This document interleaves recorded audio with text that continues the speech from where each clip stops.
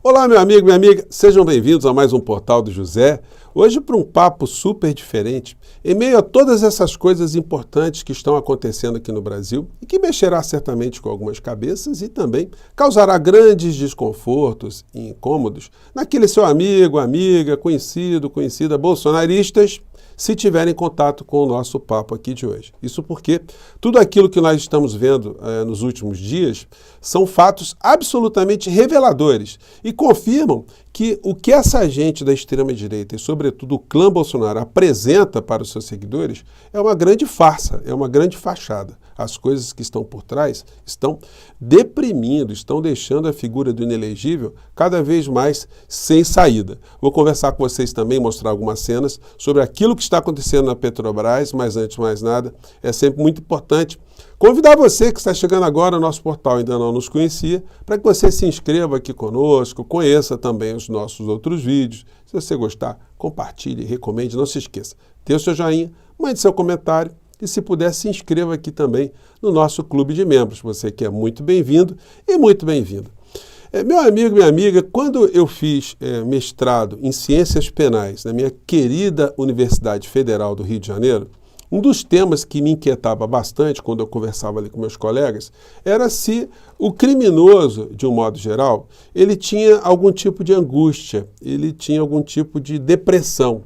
Bom, a resposta era variada, porque enquanto o criminoso estava livre, ele tinha, ou ele tem, um determinado rol de sentimentos. Mas quando ele está vendo a polícia chegando, quando ele está cercado, quando ele está vendo que a condenação é iminente, aí muitas vezes ele fica no estado de depressão e alguns deles na cadeia amplificam ainda mais esse sentimento, mas outros tantos têm uma imunidade total a esse sentimento. Porque não tem um juízo, de reprovabilidade, eles não têm remorso, eles não refletem sobre os seus males. Muitos, inclusive, consideram que o período na cadeia é um período que fez parte ali, ou faz parte, de uma regra do jogo. Eles entraram no jogo. Se perdessem, o fato que aconteceria na sequência seria a cadeia. Então, eles ali já ficam usando o tempo para arquitetar outras coisas. E normalmente uma fuga, O que farão depois quando terminar o período de pena. Eu estou falando isso para vocês porque eu estou observando o comportamento da figura do inelegível e do seu clã e o que a gente pode perceber é que todos estão percebendo que o cerco está muito fechado. E o que está acontecendo no Rio Grande do Sul está revelando ainda um aspecto que muitas pessoas estão começando a ter um despertar também, que é o da falta de empatia, do egoísmo, tanto da figura do inelegível quanto dos que estão no seu entorno. Basta a gente observar um fato, gente. Já se passaram em 2 semanas, o inelegível não veio a público gravar um vídeo destinado ali aos gaúchos com alguma mensagem de solidariedade, de afeto, de empatia, de motivação. Não organizou absolutamente nada para aliviar o que está acontecendo com o povo gaúcho. E mais do que isso, materialmente não fez absolutamente nada, não meteu a mão no bolso. Eu fiz aqui uma brincadeira aqui que ele teria doado os 17 milhões. Nossa, tem um bolsonarista acreditando nisso. Santa ingenuidade, Acreditar que o Bolsonaro vai fazer algum ato desse, Para comprovar isso que eu estou dizendo para vocês, eu vou trazer aqui um trechinho do documentário aqui, onde o professor Guido Palomba, ele fala, o texto aqui, o título do documentário é Como Identificar Psicopatas, que o professor Guido prefere chamar de sociopatas ou condutopatas, Isso aqui foi feito antes do Bolsonaro, tá, gente? Veja se dá para encaixar o inelegível nessa história aqui ou não, Deixa eu botar aqui mais ampliado. Vamos lá, fala, professor. Pois bem, eu costumo dizer que o que o condutopata não tem, que o normal mentalmente tem. O condutopata não tem, e isso é básico, ele não tem sentimentos superiores de piedade, compaixão e altruísmo. Sentimentos superiores não existem no condutopata. Sentimentos superiores, piedade, compaixão e altruísmo. Claro que isso tem implicações. Por exemplo, eu me torno absolutamente egoísta. Eu só penso em mim. Só me interessam as coisas que dizem respeito a mim. Então, gente, quando você vê o inelegível postando foto, eu tô malzinho, a minha perninha, eu tô dodói, enfim. Em meio a dramas que estão destruindo vidas, cidades, futuro, a realidade de muitas pessoas no Sul, né? Então, enfim, é a total falta desses sentimentos superiores, como diz o professor aqui. E a gente vai ver nas publicações, ele não usa nem um minuto para fazer alguma coisa positiva. É um negócio impressionante, a publicação de hoje. A prostituição dos veículos parceiros do desgoverno não encontra limites. Pô, que está fiscalizando o que está sendo debatido na Globo News lá, enfim, né?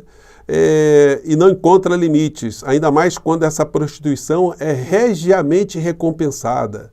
E aí vai falando aqui, criticando aqui, uma fala que teve aqui na Globo News, é uma coisa completamente fora de importância, não tem a menor importância aqui, mas enfim, sempre jogando veneno. E o que menos se precisa nesse momento é de veneno, né, na vida das pessoas. E isso acende uma série de situações que eu espero que sejam reverberadas. Que o discurso sobre as pautas morais, o pânico moral, o pânico vermelho, o pânico religioso, os pânicos que essa gente espalha para todos os lados, simplesmente não está batendo com a realidade das pessoas que estão debaixo d'água nesse momento. As preocupações dessas pautas infames que a extrema-direita joga, ancorada ali na figura do inelegível, são absolutamente imprestáveis nesse momento para essas pessoas. O que é mais importante é a vida concreta, são as decisões políticas sobre a vida concreta das pessoas, ou essas farsas, esses discursos envenenados que, infelizmente, contaminaram tantas pessoas no nosso país, né? Enfim, isso está fazendo com que muitas pessoas reflitam nesse momento. E aí o farsante, ele só reforça essa falta de empatia dele, esse distanciamento que ele tem da realidade emocional, da realidade das pessoas de uma maneira geral. Ontem ele publicou mais uma patifaria dessa, né? Yuri Bezmenov foi agente da KGB e denunciou os crimes e a manipulação do comunismo sobre as culturas do Ocidente, além de escrever diversos livros sobre o assunto. Tá de brincadeira? É um criminoso, é um condutopata mesmo, como diz o professor, né? E aí, mas isso denota alguns sentimentos, né, muito complicados da criatura, sentimentos que ele está se vendo esvaziado, além de esse esvaziamento, o remeter cada vez mais para dentro da papuda ou de banco 8. Quando ele vê esse tipo de notícia, todo o entorno dele sabe que ele fica furioso, né? Sem Bolsonaro, Michele é o nome mais forte contra Lula em 2026, aponta a pesquisa Quest. Puxa vida, o Bolsonaro vê a Michele numa condição de um cargo político e ele na cadeia, isso para ele é o fim do mundo, né? Porque se tem uma coisa que qualquer pessoa com o mínimo de sensibilidade está notando agora, é que não existe um afeto, não existe uma coisa que aproxime esse casal, a não ser interesses políticos. A farsa de um casal feliz, isso já está desmontado há muito tempo, diante de várias evidências. Não é possível, gente. Você que se relacionou com alguém, você que amou alguém, que teve algum tipo de afeto, você observar esse casal e falar, olha, isso aí é um casal apaixonado, né? As conveniências políticas, elas fazem aproximações também, alianças que superam questões que mexem com o interior do clã, né? A vida emocional. Gente, isso não seria assunto para a gente aqui, exceto se essas questões não fossem usadas como uma bandeira, um alicerce dessa enganação toda que a gente tem que desmontar. A gente tem que dizer para o bolsonarista, que é seguidor de Bolsonaro, amigo, vem cá. Você acredita mesmo nisso, nesse casal? Você acredita nesses valores?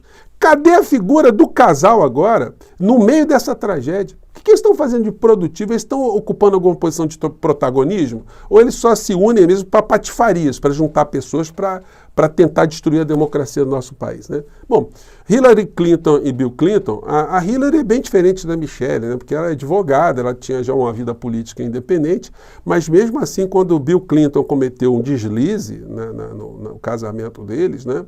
E tornou-se um pandemônio nos Estados Unidos, sendo uma sociedade extremamente conservadora no seu todo, e ela julgou que politicamente ele era melhor ficar do lado da figura do Bill Clinton, né? E ela está falando isso num documentário que já está rodando aí nos Estados Unidos, mostrando como ela teve que superar essa situação, né?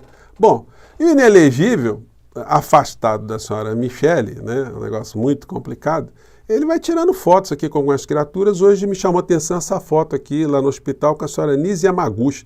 E me ocorreu o seguinte: por que Bolsonaro não chamou a senhora Nise Yamaguchi, o senhor Osmar Terra, para cuidar da saúde dele, né, desde o comecinho, né? Seria muito interessante ver os tratamentos precoces, algumas coisas assim, né, para serem aplicadas, mas aí não, né?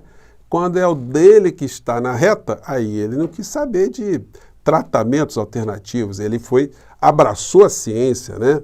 Ou será que ele se recusou a tomar algum tipo de injeção lá no hospital? Ele foi ver a bula de algum remédio para dizer os efeitos colaterais das bulas? Ele recusou remédio? Então, gente, é só você refletir sobre essas coisas, né? E qual é o medo do Bolsonaro ver a Michele num plano maior? É porque as ex-mulheres de Bolsonaro sempre foram situações complicadas na vida dele. A primeira mulher, a segunda e a terceira, enfim, já está bem escaldado. A segunda mulher, a gente vê matérias sobre ela, foi uma relação muito turbulenta, né? Uma relação política e também de conveniência e também cheio de situações.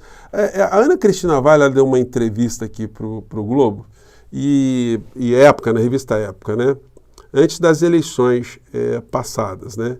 E aí, aliás, nas eleições de 2018. E aí ela, na matéria, diz o seguinte: Ana recebeu Época no dia seguinte ao encontro com Bolsonaro na Alerj, Assembleia do Rio de Janeiro. Em 5 de junho, no gabinete do vereador Marassi. Aos 52 minutos da conversa, o vereador que acompanhava a entrevista pediu ao repórter: pode desligar o gravador rapidinho? O pedido foi atendido. Ana então prosseguiu: tem algumas coisas picantes para falar sobre o Jair. Disse: mas nós vamos ver antes se ele vai me dar apoio na minha campanha. Se não, te chamo aqui e te conto. Não posso falar o que é, mas é picante. É da época em que eu estava com ele. Aqui a matéria sublinha que os dois se conheceram também numa situação bem oposta a essa que eles defendem, né, de ser uma turma de família, coisa e tal. Aqui, em dado momento da matéria, diz: convidada pelo capitão da reserva para integrar sua equipe, o Bolsonaro convidou a Ana Cristina Vale, né? Migrou de gabinete. Ambos ainda eram casados. Ela com o coronel da reserva do Exército, ele com a mãe dos seus 3 filhos mais velhos, Rogéria Nantes Nunes Braga, quando se apaixonaram.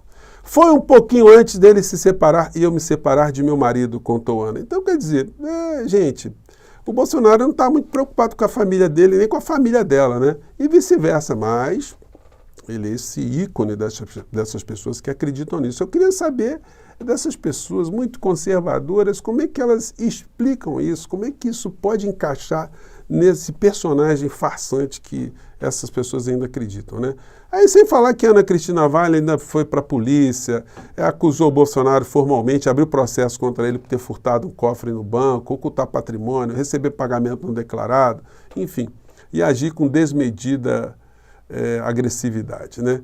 Tudo em relação a Michele pode ter a ver com o fato, enfim, que foi chamado aqui a atenção pelo Bruno Torturra numa matéria. Filha de Carluxo, na verdade, é filha de Bolsonaro. Bom, não vou entrar em detalhes, como eu disse para vocês, isso não seria objeto aqui de discussões nossas, exceto pelo fato delas iludirem pessoas que objetivamente tomam decisões políticas de colocar nas mãos dessa gente o destino do nosso país, o destino concreto do nosso povo brasileiro, né? Bom, para finalizar o nosso papo, eu vou falar sobre isso com mais profundidade mais tarde. Lula disse que Petrobras não tem que pensar só em acionistas, mas também nos brasileiros.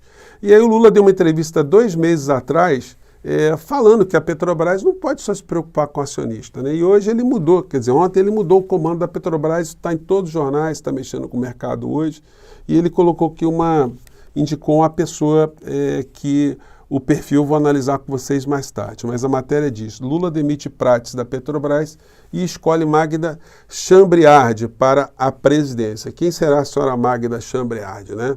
Será que ela vai se adequar a uma política da Petrobras voltada aos interesses do povo brasileiro, do cidadão brasileiro, na redução dos preços que nós pagamos na bomba aqui no nosso país? Ou será que nós estamos aí diante de mais uma armadilha montada aí pela extrema-direita com o apoio dos grandes veículos de comunicação, né? Gente, eu fico por aqui, mais tarde a gente se encontra. Um grande abraço, tchau!